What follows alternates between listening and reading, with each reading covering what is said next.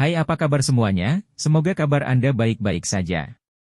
Terima kasih karena sudah memberikan support dan juga kesetiaan Anda untuk membangun channel Codot Film. Yuk kita lanjutkan alur ceritanya, sambil siapin kopi dan cemilan, setting suara volume full. Gasken. Tanpa sadar mengeluarkan suara. Ya, sudah ada. Saya bertemu monster dengan nama merah, dan hampir mati. Hukuman sistem. Saat itu, semua kelabang yang ditemui di gurun memiliki nama merah. Kelabang gurun bertaring raksasa. Setelah beberapa saat, binatang ajaib yang saya temui secara tidak sengaja menjadi kabur di pikiran saya. Itu sebabnya saya tidak memikirkannya. Jika Anda dapat dengan mudah membunuh kelabang itu, juga memiliki kepercayaan diri untuk menyerang Castlevania. Saat itu, saya bukan hanya kalah jengking, tetapi juga tahu apakah saya bisa menghadapi banyak monster sekaligus. Pertanyaannya adalah bagaimana menuju ke sana lagi. Benar saja, saya tidak bisa melakukan tugas sehari-hari. Apakah itu hukuman sistem atau tugas harian, nilai kemampuan yang didapat sama. Artinya saya tidak akan kehilangan uang. Pergi ke area penalti besok untuk mencoba. Demi mendapatkan hukuman, ia sengaja tidak melakukan tugas sehari-hari.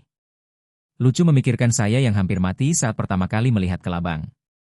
Apakah kelabang itu akan memberikan poin pengalaman atau alat peraga? Memikirkan hal ini, saya tidak bisa menahan tawa. Saat ini, Seong Jinwoo merasakan seseorang keluar dari lift yang terletak di ujung koridor. Suara langkah kaki ringan wanita. Tidak asing. Ini Xiaoya. Ini jam 11 malam. Sudah waktunya adikku kembali. Seong Jinwoo pergi untuk membuka pintu sebelum saudara perempuannya mencari kunci dan mengobrak-abrik sakunya. Klik. Yo 1. Cheng Xiaoya menghela nafas setengah bercanda. Laki-laki yang awalnya kaget dengan pintu yang tiba-tiba terbuka itu tidak terkejut sama sekali sekarang. Dikatakan bahwa manusia beradaptasi dengan hewan, dan tentu saja. Aku kembali. Oke. Setelah dia menyapa dengan gembira, dia berjalan ke kamarnya.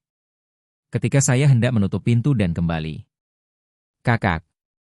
Cheng Xiaoya membuka pintu dan menjulurkan kepalanya. Apakah kamu punya waktu luang minggu ini? Apa yang salah? Guru ingin wawancara orang tua. Anda tidak dapat membantu jika Anda tidak punya waktu. Saya tidak tahu apakah itu karena guru yang bertanggung jawab menekankan bahwa Xiaoya terlihat sangat gugup. Wawancara orang tua. Xiaoya juga berada di tahun ketiga sekolah menengahnya, dan sepertinya sekolah sudah mulai sibuk. Saya ingin mengatakan bahwa saya tidak punya waktu, tetapi sayangnya saya hanya punya waktu luang. Benar saja, Liu Chenhao ini tidak dapat membantu. Seong Jinwoo menjawab setelah tertekan. Kami baik-baik saja.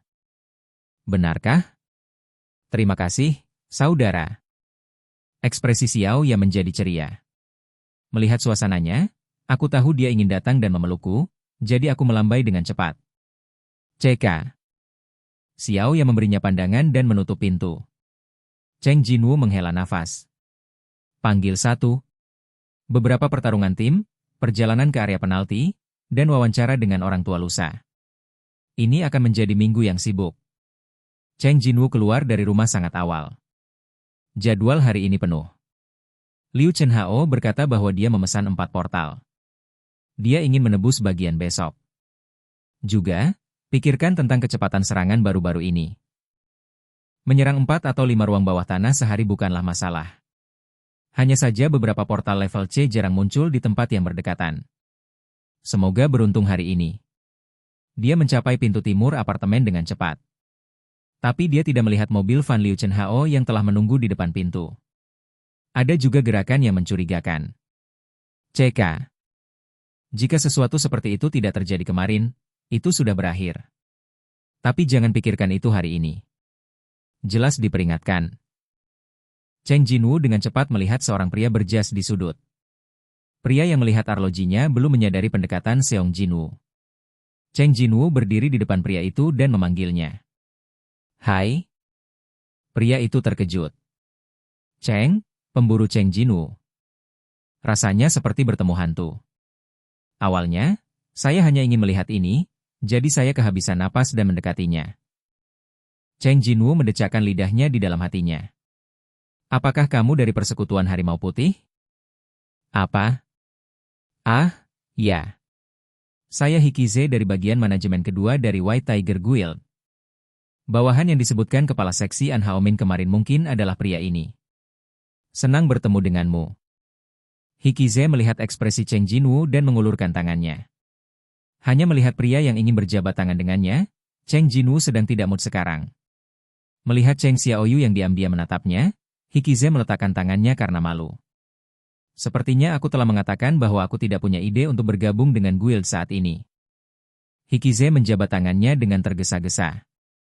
Ah, bukan karena itu. Dengan mengatakan itu, dia menyerahkan segelas air. Apa ini? Jinwoo melihat cairan berwarna-warni di kaca tembus pandang dan bertanya. Hikize membusungkan dadanya dan menjawab. Ini jus sayuran. Saya membuatnya sendiri, dan tidak ada masalah dengan kualitasnya. Tangan Hikize yang selalu terulur. Cheng Jinwoo mengambil gelas air tanpa daya, dan bertanya lagi. Jadi, hanya untuk memberi saya ini, Anda sudah menunggu di sini sejak pagi? Ya, kamu juga harus mulai mengatur tubuhmu. Gagasan mengapa persekutuan harimau putih harus peduli dengan kesehatan saya juga bersifat sementara.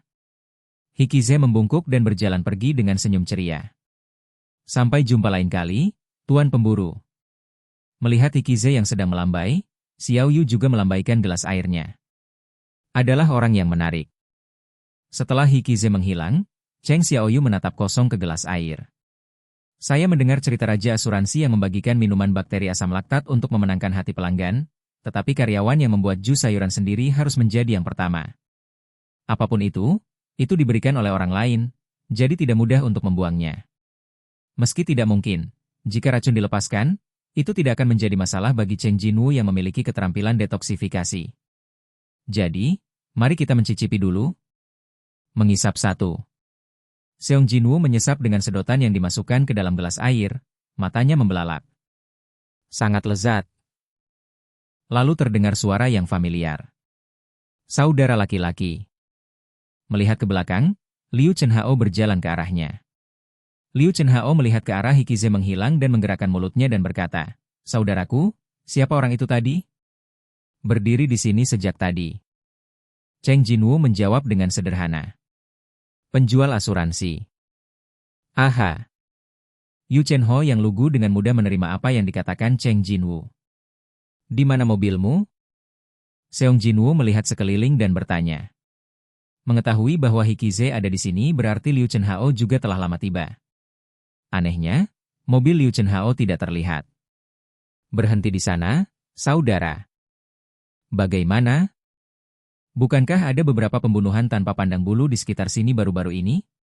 Saya tidak tinggal di sini, dan semua orang sangat mengkhawatirkan saya. Oke guys, jangan lupa like, comment, share, and subscribe di channel Codot Film. See you next video, PHC out and bye-bye.